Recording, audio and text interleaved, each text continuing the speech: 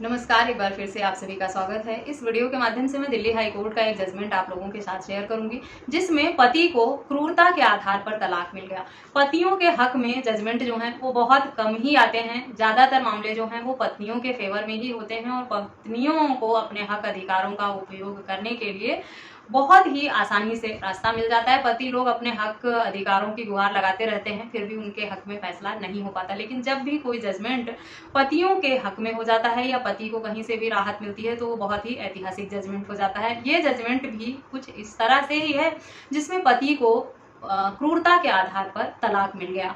संबंधित मामले में पति पत्नी का विवाह हुआ था। 6 महीने साथ रहने के बाद ही दोनों अलग हो गए और पत्नी ने पति के रूप में जिससे शादी की थी उसे स्वीकार भी नहीं किया था। उनके बीच में कोई वैवाहिक संबंध भी नहीं थे, क्योंकि पत्नी बात बात पर यह कहती थी अपने पति को कि वो किसी और को पसंद करती है, किसी और से प्यार करती है, किसी और को अपना पति मानती है, जिसे वो शादी से पहले ही पसंद करती थी और अपना पति मान चुकी थी। लेकिन उसके घर वालों ने उसे एक्सेप्ट नहीं किया और उसकी जबरन शादी करा दी दूसरे व्यक्ति के साथ। इसीलिए वो उस व्यक्ति को एक्सेप्ट नहीं कर पा रही है और ना अपना पति मान रही है उसे। पति पत्नी के इस तरह के व्यवहार से परेशान होकर उसने कोर्ट में गुहार लगाई कि जब मुझे कोई भी हक अधिकार ही नहीं दिए जा रहे हैं, पत्नी मुझे पति के रूप में एक्सेप्ट नहीं करती है, हमारे बीच में कोई संबंध स्थापित नहीं हो रहे, और पत्नी को अगर कहता हूँ करवा चौथ का व्रत रखा जाए तो वो मना कर देती है कि मैं आपको पति नहीं मानती, इसलिए मैं आपके लिए व्रत भी नहीं रखूंगी, मेरा पति तो कोई और है। अब इस तरह का हवाला अगर पत्नी दे रही है तो ऐसे रिश्ते में रहने का क्या मतलब बनता है। और पति ने अपने हक अधिकारों का गुहार लगाकर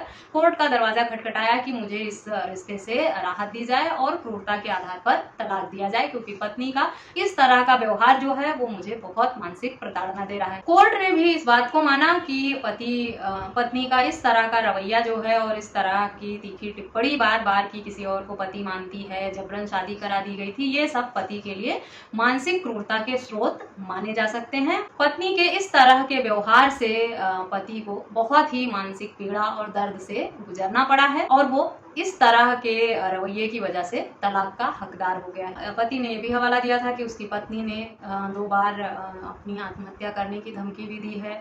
साथ ही इस तरह की बातें बोलकर उसे बहुत मानसिक पीड़ा पहुंचाती है और ऐसे में पति की जो मानसिक स्थिति है उस पर बहुत बुरा असर पड़ रहा है। इस सब की वजह से पत्नी ने 498A का मामला भी दर्ज कराया था पति के खिलाफ, जिसमें सबूतों के अभाव में पति और उसके परिवार के पक्ष जो हैं वो बरी हो गए थे। पत्नी ने दहेज की मांग और दहेज उत्पीड़न का आरोप पति पर लगाया था, पर वो साबित नहीं कर पाई। संबंधित मामले में पति को 498 दहेज उत्पीड़न जैसे जो मामले थे उसमें राहत सबूतों के अभाव में मिल गया, क्योंकि पत्नी ने जो इस तरह के आरोप लगाए थे उसे साबित नहीं कर पाई थी और पति ने मानसिक क्रूरता साबित कर दिया था, क्योंकि उसने पत्नी का जो भी आचरण और व्यवहार था पति के लिए वो काफी था क्रूरता साबित करने के लिए, और इसीलिए कोर्ट ने क्रूरता के आधार पर तलाक मिल गया था। और जो भी झूठे मामले होते हैं वो बेशक एक बार FIR हो जाता है, मामला कोर्ट तक पहुंच भी जाता है, लेकिन सबूतों के अभाव में फैसला जो है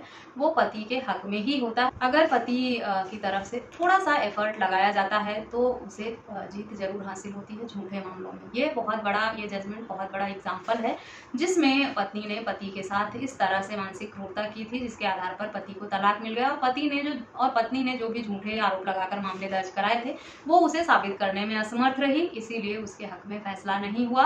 हाई कोर्ट से भी पत्नी को राहत नहीं मिली और पति को लोअर कोर्ट से ही तलाक मिल गया था संबंधित मामले में। आशा करती हूँ ये जजमेंट बहुत यूजफुल होगा आप लोगों के लिए। इस तरह के किसी अन्य टॉपिक पर भी अगर आपके सवाल हैं या इस टॉपिक पर या किसी अन्य टॉपिक पर कोई भी सवाल है तो आप मुझे ईमेल, व्हाट्सएप या कमेंट करके पूछ सकते हैं। जजमेंट का लिंक आपको इस वीडियो के डिस्क्रिप्शन बॉक्स से मिल जाएगा।